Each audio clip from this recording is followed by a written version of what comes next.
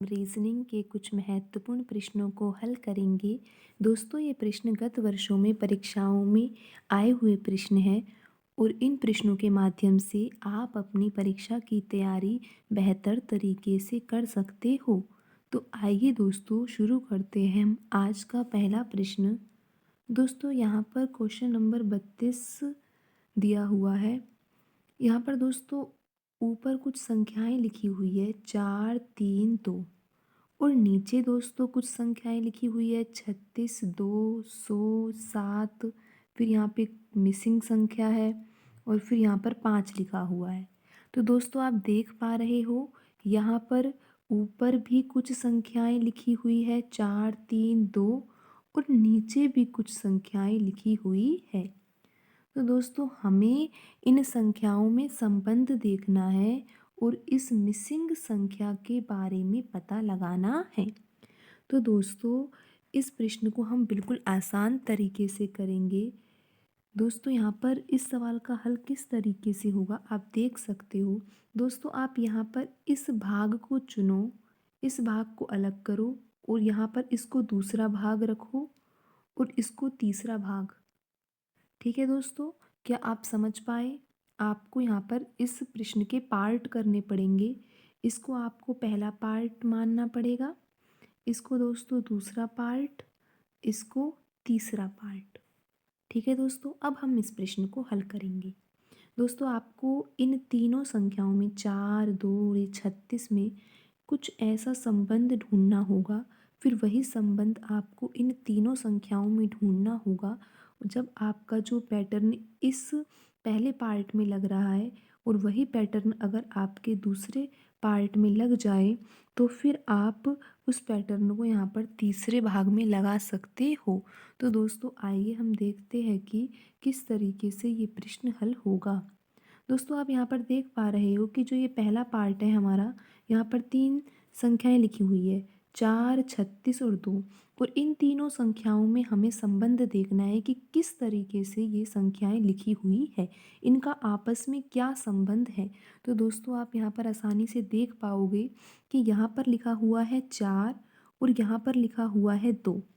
दोस्तों जब आप 4 और 2 को जोड़ोगे ना तो 6 आंसर आता है। और दोस्तों अब आप अपने आंसर के बिल्कुल नज़दीक हो। अगर आप यहाँ पर तीसरी संख्या 36 को देखो तो आपके दिमाग में ये आ रहा होगा कि अगर हम यहाँ पे 6 का वर्ग कर देते तो 6 का वर्ग 36 ही तो होता है। दोस्तों आपको वर्ग निकालना आता होगा, पिछली वीडियो में भी हमने बता रखा है कि वर्ग किस तरीके से निकालते हैं।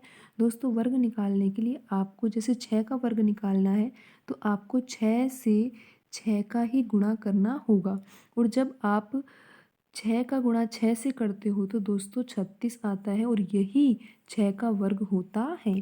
तो दोस्तों अब आप इस सवाल को हल आसानी से कर सकते हो। आप यहाँ पर देख पा रहे हो कि 4 और 2 को जोड़ने से 6 आता है और जब 6 का हम वर्ग करते हैं तो 36 आंसर आता है और यही यहाँ पर तीसरी संख्या लिखी हुई है।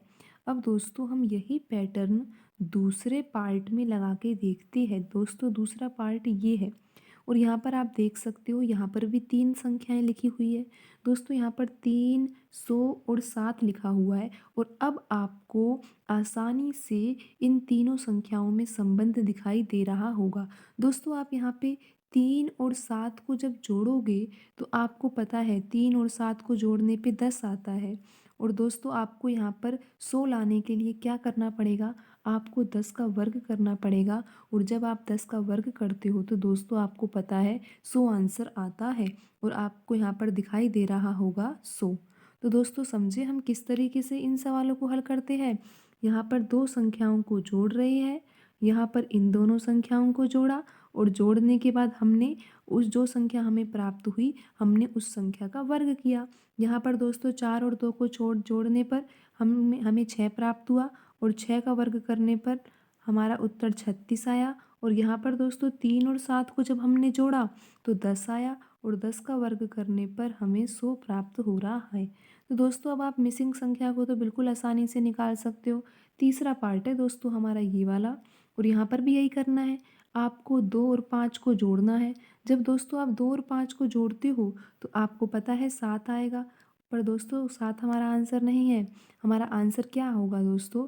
जब हम 7 का वर्ग करेंगे तो आंसर आएगा 49, और दोस्तों 49 ही हमारा सही आंसर है। देखा दोस्तों, इस तरह के सवालों को हम बिल्कुल आसान तरीके से कर सकते हैं।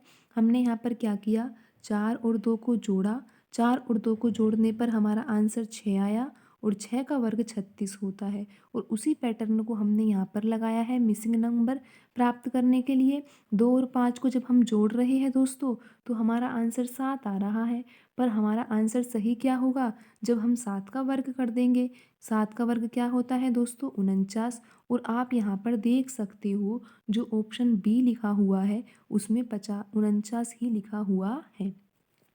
देखा दोस्तों, हमने कितने सरल तरीके से इस सवाल को किया है। दोस्तों, इसी से संबंधित यहाँ पर एक सवाल और दिया गया है जिसको आपको हल करना है। दोस्तों, ये सवाल आपको हल करना है। यहाँ पर जो क्वेश्चन नंबर 32 दिया गया है, इसको आपको हल करना है, और आप इसका उत्तर कमेंट बॉक्स में लिख सकते हो। और दोस्तों, अगर आपको इसका हल नहीं समझ में आता है तो आप अगली वीडियो में इस प्रश्न का हल देख सकते हो। धन्यवाद दोस्तों, आज की वीडियो में इतना ही। मिलते हैं अगली वीडियो में नए सवालों के साथ। धन्यवाद दोस्तों।